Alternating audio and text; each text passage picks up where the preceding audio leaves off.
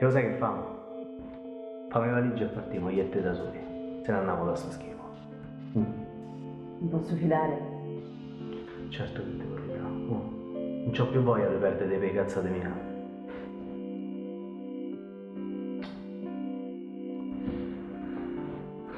Anzi, sai che fai? Domani quando me ne vado, inizia a fare la valigie. Io vado a piedi soldi e tu ti prepari. E pago la movida. Io e te. Voglio ricominciare. E voglio ricominciare insieme a te. Dimmelo ancora. Andiamo. Andiamo.